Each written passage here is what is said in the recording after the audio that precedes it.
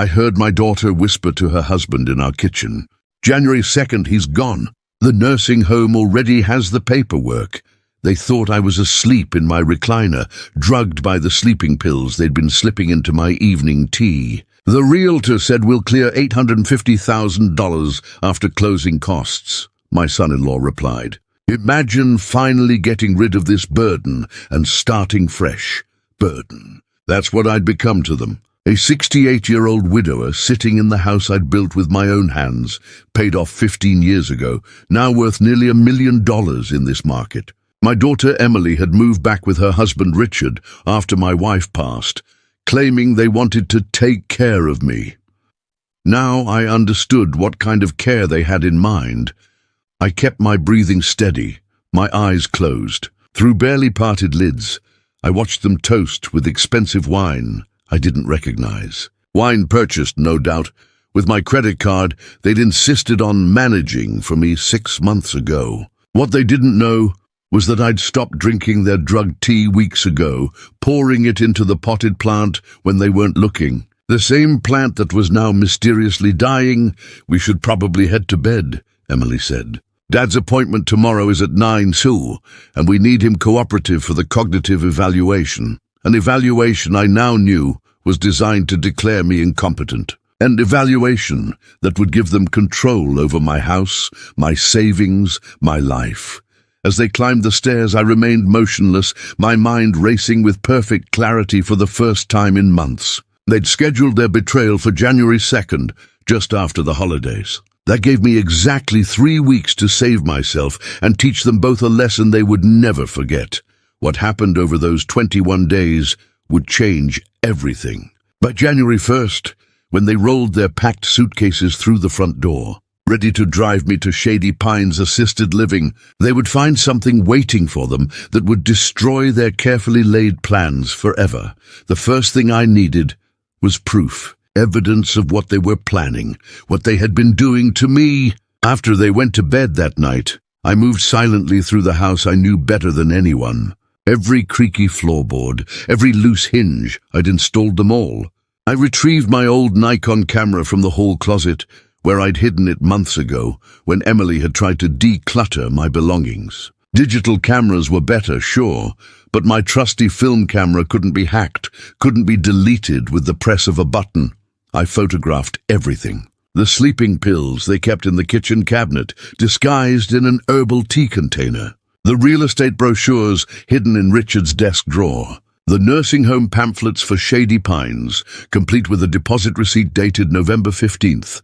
They'd been planning this for months. Most damning of all, I found power of attorney paperwork in Emily's nightstand, already filled out, needing only a doctor's signature confirming my diminished capacity. My daughter, my only child. The little girl I'd taught to ride a bicycle, whose college education I'd paid for in full, $186,000 at Northwestern University. The woman whose wedding had cost me $42,000 just 4 years ago. Now she was slipping me pills and planning to throw me away like garbage. All for the house I'd worked 43 years to pay for. I returned to my recliner before dawn, arranging myself exactly as I'd been, the evidence safely hidden in my old tool shed out back. When Emily came downstairs at 7:30 a.m., I gave her exactly what she expected, a groggy, confused old man who needed her help getting dressed for his doctor's appointment. "Good morning, Dad," she said with practiced cheerfulness. "Did you sleep well? Oh, Emily, is that you?" I mumbled, playing my part. "What day is it?" The flash of satisfaction in her eyes made my stomach turn. "It's Tuesday, Dad, remember? You have that checkup with Dr. Roberts today." Dr. Roberts, their co-conspirator, a younger doctor who had replaced my physician of 30 years just 3 months ago. After Emily had insisted I needed someone more familiar with geriatric issues. "Oh, yes, I said, allowing my hand to tremble slightly as I reached for the cup of coffee she handed me. "Another dose, no doubt. I'd dispose of it like the others. Let me help you get ready," she said, her voice dripping with fake concern. "Richard will drive us." As she guided me toward the stairs, I pretended to stumble slightly. "Careful, Dad," she said, grabbing my arm tighter than necessary. "This is exactly why we're worried." These dizzy spells are getting worse. Dizzy spells I'd never had before they started drugging me. At Dr. Roberts' office, I played the role of confused senior citizen perfectly, fumbling with simple questions, staring blankly, occasionally offering non sequitur responses. Dr. Roberts took copious notes, exchanging knowing glances with Emily. "Mr. Harrison, can you tell me who the current president is?" he asked. I stared at him for a long moment. "Franklin? Roosevelt?" I offered, watching Emily's shoulders relax at this evidence of my confusion. After a battery of questions designed to highlight cognitive impairment, Dr. Roberts stepped out with Emily, leaving me alone in the examination room. I immediately stood up, my balance perfect, and pressed my ear to the door. "The tests confirm what we suspected," Dr. Roberts was saying. "Your father is showing significant cognitive decline consistent with mid-stage dementia. I'm recommending full-time care. We've been looking into Shady Pines," Emily replied. "They have an opening after New Year's. I'll prepare the paperwork for power of attorney based on diminished capacity," the doctor continued. "You should have everything finalized before his placement." "Thank you, doctor. This is so difficult, but we know it's for the best." The Oscar-worthy tremor in her voice nearly made me laugh out loud. When they returned, I was sitting exactly where they'd left me, vacant expression firmly in place, that afternoon. While Emily was out running errands, meeting with realtors no doubt, I made my first real move. I called my old friend Michael Solomon, a lawyer who had handled my wife's estate after she passed. I'd known Michael for 38 years, played poker with him every month, until Emily had decided I was too confused for social gatherings. "Michael?" "It's James Harrison," I said when he answered. "James? Good Lord, it's been months. Emily told us you weren't up for visitors anymore. Emily's been telling people a lot of things, none of them true," I replied. "I need your help, and I need absolute discretion." 2 hours later, Michael was sitting in my tool shed, reviewing the evidence I'd gathered. The photos, the pills I'd saved instead of consuming, the paperwork I'd discovered. "My God, James," he whispered as he examined everything. "They've been systematically drugging you and planning to have you committed. This is criminal, and they're selling my house out from under me," I added. "I built this place in 1979, Michael. Paid $68,000 for the land. Margaret and I raised Emily here. Now they want to throw me away and cash in." Michael's face hardened. He'd been friends with my late wife too. "What do you want to do?" "We could go to the police right now." I shook my head. "That's not enough." Emily would cry, claim she was just worried about me, that the medication was prescribed for my anxiety. Richard would back her up. They might face some consequences, but they'd paint me as the confused old man they've been telling everyone I am. "Then what's your plan?" I smiled for the first time in months. "I'm going to sell the house before they can." Michael blinked. "Sell your own house?" "Exactly, but I'll need your help to do it quickly and quietly. And we'll need a very special kind of buyer." Over the next few days, I maintained my act around Emily and Richard, shuffling around confused, accepting their drugged beverages and disposing of them when they weren't looking. Meanwhile, Michael was working his connections. On December 12th, exactly 10 days after overhearing their plan, Michael brought Robert Chen to my tool shed. Robert was a real estate developer who specialized in renovating older homes in desirable neighborhoods exactly like mine. "Your property is worth approximately $925,000 in today's market," Robert said after reviewing the details. "I could offer $875,000, cash deal, no inspections, and close in 15 days. "Why would you do that?" I asked. "Why not negotiate a better price?" Robert exchanged glances with Michael. Michael explained your situation. "I lost my own father to elder abuse from a caregiver." "This hits close to home." I studied him carefully. "There's something else," Robert nodded. "Your daughter and son-in-law have already approached 3 different realtors in town. They've been shopping for the best commission rate, claiming they have power of attorney for an ailing father. Word gets around in our business. I'd take particular satisfaction in disrupting their plans." I extended my hand. "Then we have a deal. But there's one more condition. Name it. The closing must happen on January 1st, not a day sooner, not a day later. Robert raised an eyebrow. That's cutting it extremely close. That's the point, I replied. With Robert on board, we set our plan in motion. Michael created a limited power of attorney that allowed him to handle the sale without Emily or Richard finding out. Robert expedited everything on his end, the title search, the paperwork, lining up cash from his investors. All while I continued to play the role of deteriorating old fool. Christmas was particularly difficult. Sitting at my own dinner table with my daughter and son-in-law, watching them exchange knowing glances as they discussed the new year and changes that would be good for everyone. We've been thinking. Dad, Emily said, as she passed the mashed potatoes I'd barely touched. This big house is so much work. Wouldn't it be nice to be somewhere with people to take care of everything for you? People? I asked, letting my voice quaver slightly. What people? Just professional people who help seniors, Richard interjected. Place with activities, meals prepared for you. No more worrying about maintenance or cleaning. You want to put me in a home? I asked, injecting just enough clarity into my voice to make them uncomfortable. Dad, no, Emily said quickly. Not like that. A community. For people your age. We've just been worried. The stove left on last week. The confusion about your medications. Incidents they had either invented or caused themselves. I like my house, I said simply, staring down at my plate. Of course you do, Emily soothed, patting my hand. We're just talking options. Nothing's decided. Another lie. Everything was already decided, including the fact that they would be spending New Year's Eve finalizing their plans while I remained drugged and docile. What they didn't know was that I had plans of my own.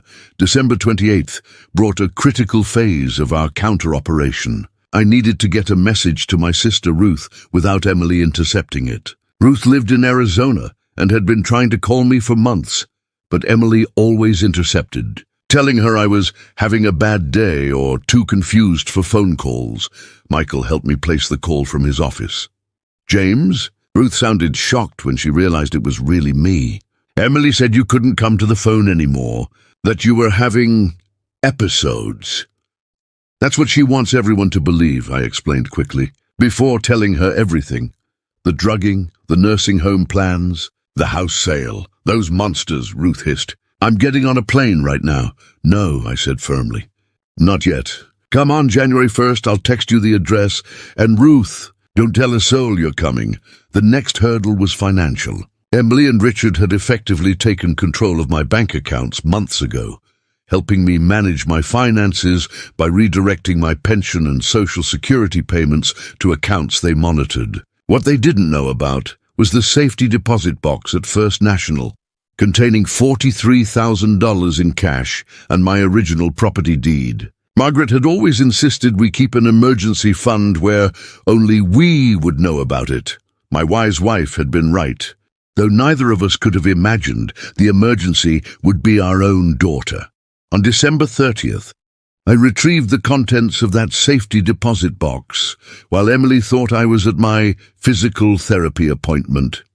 Actually, just a taxi dropping me off and picking me up at the bank. The driver, an older gentleman named Frank, didn't ask questions when I gave him an extra $100 for his discretion.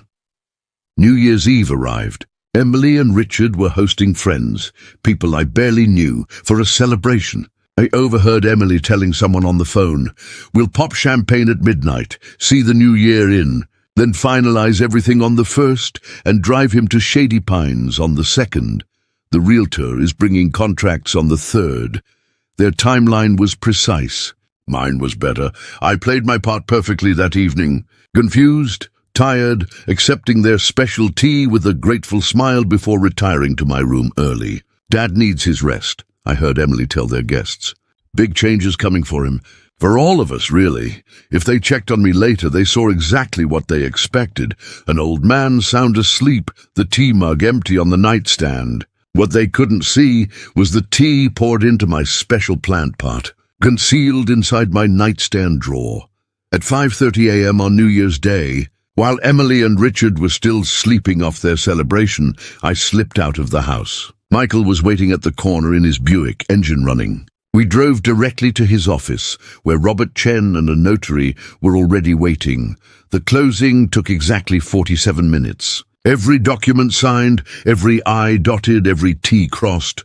By 7:22 a.m., I was no longer the owner of 1487 Maple Street. Robert Chen's company now owned the property, with one unusual condition in the contract. You understand the leaseback arrangement? Michael confirmed with Robert. Perfectly, Robert nodded. Mr. Harrison leases back the property for $1 per year for up to 5 years, with exclusive right of occupancy. My company cannot begin any renovations or take any possession until he voluntarily vacates. And the other condition? Robert smiled. The signage will be in place by noon, exactly as requested. We shook hands. And Robert handed me a cashier's check for $875,000. I had just sold my own house out from under the people planning to steal it from me. By 8:15 a.m., I was back in my bed, pretending to sleep when Emily knocked on my door at 9:30. "Dad, time to get up. We have a big day planned," I groaned convincingly. "What time is it?" "It's morning, Dad. New Year's Day. Remember we talked about going for a little drive today? To see that nice place we told you about? The nice place where they planned to dump me while they sold my house." I shuffled downstairs in my robe, playing my confused role one last time as they exchanged excited glances. "Richard has the car all packed," Emily said, her voice falsely bright. "And we have a surprise for you later." "A surprise?" I mumbled. "Yes, something special. But first, let's get you dressed for our little trip." I allowed her to guide me back upstairs, to lay out clothes for me like I was a child. All the while I was waiting, watching the clock. At precisely 11:30 a.m. the doorbell rang. "I'll get it," Richard called out, and I heard the front door open. Then silence, followed by, "What the hell?" "Richard, who is it?" Emily called, stepping away from me. No answer. "Richard?" She hurried downstairs. I took my time following, carefully buttoning my shirt, no longer playing confused. When I reached the bottom of the stairs, the scene that greeted me was exactly what I had orchestrated. Richard stood frozen in the open doorway, staring at a man hammering something into our front lawn. Emily was behind him, her face drained of color. The man turned around. Robert Chen, right on schedule, securing a massive "sold" sign into my front yard. "What is this?" Emily demanded. "Who are you? You can't put that sign there." Robert checked his watch. "Property closed at 7:22 a.m. this morning. New ownership effective immediately." He handed her a business card. "Robert Chen, Chen Development Properties." Richard snatched the card. "This is some kind of mistake. This house isn't for sale." "It was," Robert replied calmly. "And now it's sold." Emily turned to me, confusion turning to suspicion. "Dad, do you know something about this? Did someone take advantage of you?" Before I could answer, another car pulled up. Michael stepped out carrying a briefcase. "What's going on?" Emily demanded as he approached. "Michael, what are you doing here?" "Delivering final documentation," Michael replied, nodding to me. "Everything in order, James." "Thank you, Michael," I said, my voice suddenly clear and strong. Emily's eyes widened. "Dad, what's happening?" That's when I saw them, the suitcases by the door. 3 large ones packed and ready for their new life, a life funded by throwing me away. "What's happening," I said, stepping forward, "is that I sold my house this morning. My house. The one you were planning to sell after dumping me at Shady Pines tomorrow." The blood drained from Emily's face. Richard stepped forward, anger replacing shock. "You can't do that," he snapped. You're not competent. Dr. Roberts confirmed what you paid him to say," I interrupted. "After you spent months drugging me with sleeping pills in my tea," Emily gasped. "Dad, that's ridiculous. We've been taking care of you. Your confusion, your memory issues, were caused by the medications you were slipping me without my knowledge or consent," I finished for her. "I have the pills, Emily. I have photos of you putting them in my drinks. I have recordings of you and Richard discussing your plans." "That's absurd," Richard sputtered. "You're confused, am I?" I turned to Michael. "Do I seem confused to you, Michael? Not in the slightest, Michael replied. In fact, you've been remarkably clear-headed throughout this entire process. Another car pulled up. Ruth emerged, rushing toward us. Ruth? Emily stepped back. What are you doing here? Supporting my brother, Ruth replied coldly. Unlike his daughter. You don't understand, Emily began, tears forming. Dad needs help. He's not safe alone. Save the performance, I said quietly. I heard you and Richard talking. January 2nd, he's gone. We'll clear $850,000 after closing costs. Finally getting rid of this burden. Emily's tears dried instantly, her expression hardening as she realized the game was up. You were drugged. No one will believe you, I smiled. That's why I stopped drinking your special tea weeks ago. Been pouring it in that plant. I pointed to the dying fern in the corner. Poor thing's probably half comatose by now, just like I was supposed to be. Richard stepped forward, fists clenched. This is our house, too. We've been living here taking care of you. Taking care of my house, you mean. Planning to sell it once I was out of the way. Well, I beat you to it. You can't just sell, Richard began. He absolutely can, Michael interjected. The property was solely in his name. The sale is complete, legal and binding. Mr. Chen now owns this house. Emily turned to Robert.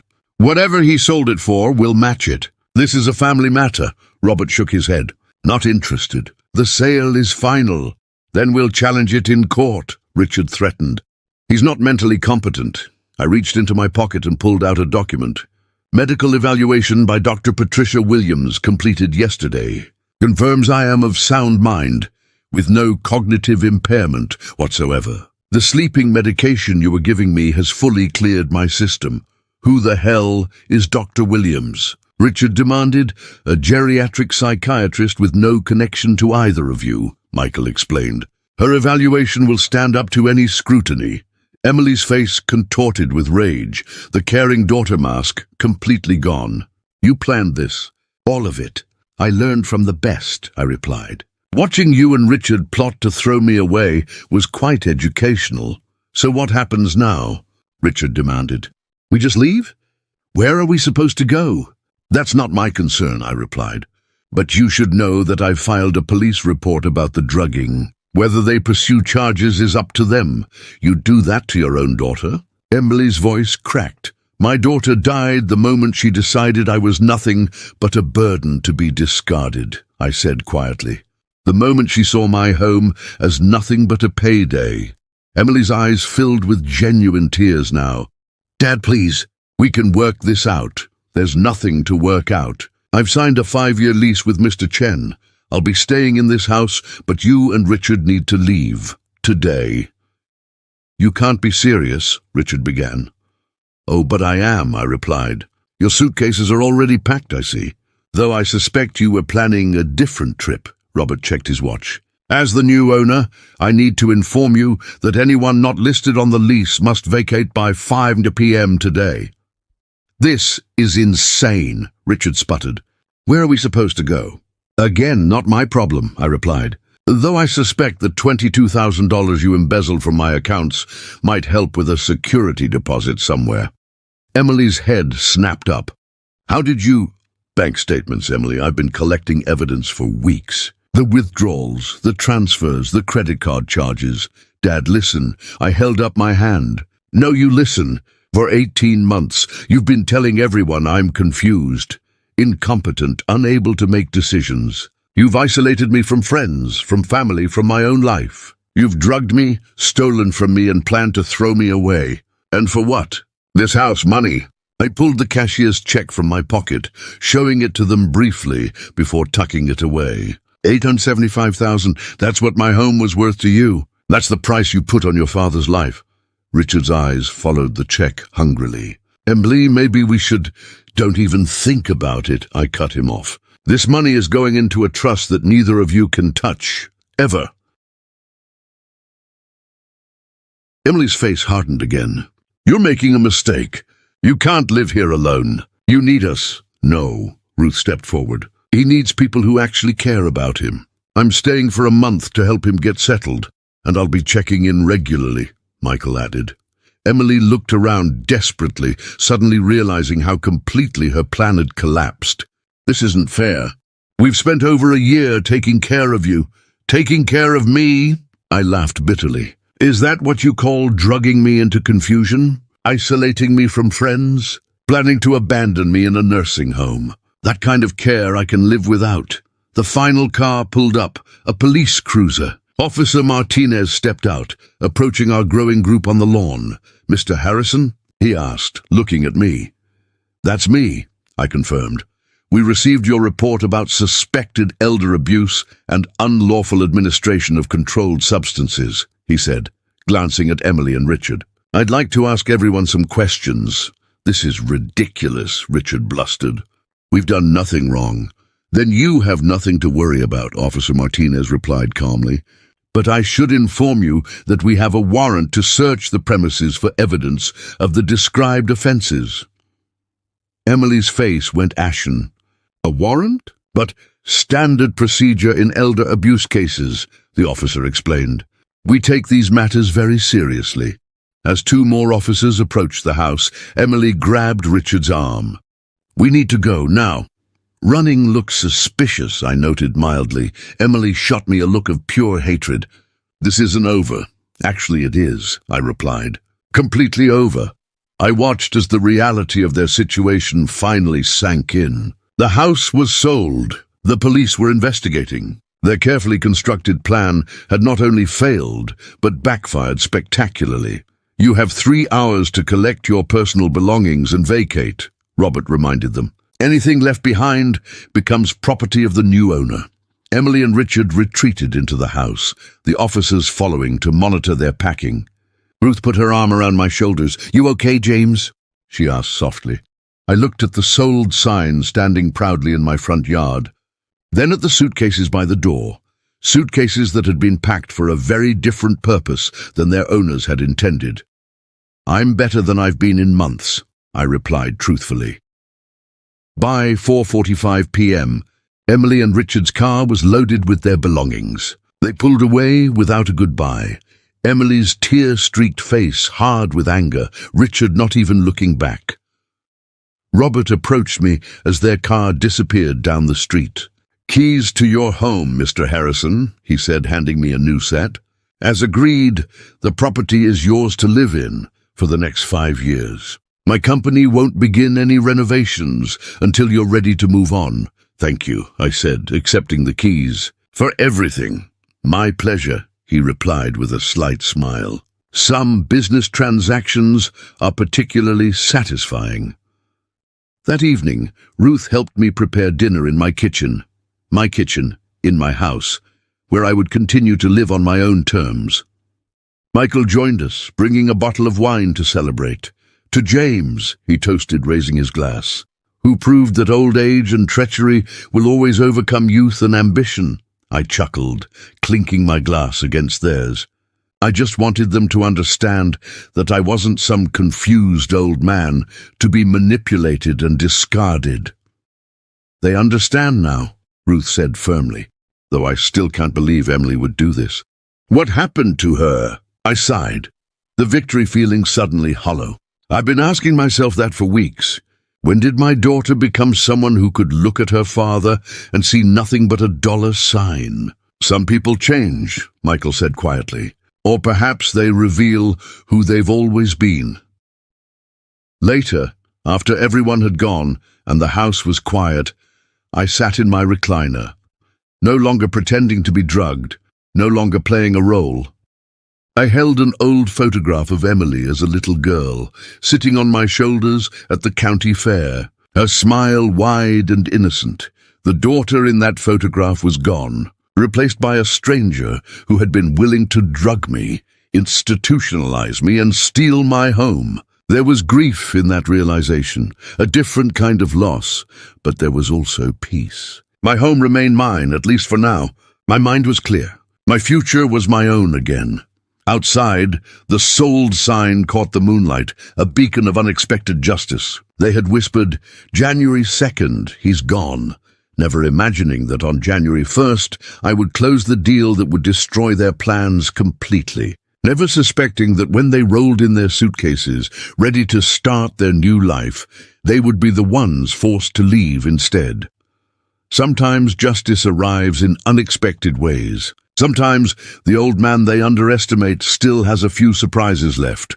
6 months later, I received word that Emily and Richard had divorced. He couldn't forgive her for the failure of their plan, for the embarrassment of being outwitted by the old man they'd tried to discard. Emily had tried to call me twice, leaving tearful messages about forgiveness and second chances. I wasn't ready for that conversation. Perhaps I never would be. The money from the house sale remained in a trust, growing steadily. Not for Emily, not anymore.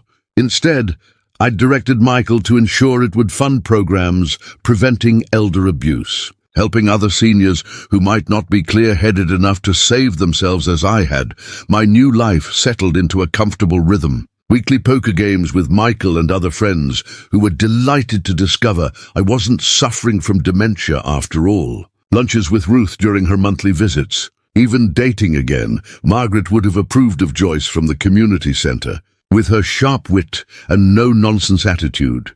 The sold sign had long since been removed from the front yard, but I kept a photograph of it framed in my study, a reminder that I was not the burden they had labelled me, but a man still capable of defending himself when it mattered most.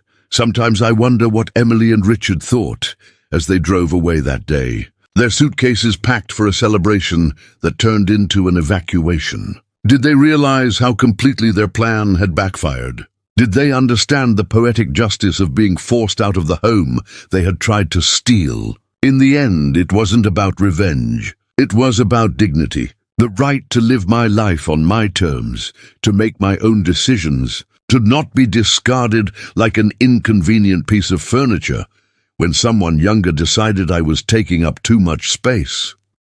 They had whispered, "January 2nd, he's gone," believing they were writing the end of my story. Instead, I wrote my own ending, and I'm still writing it one clear-headed day at a time.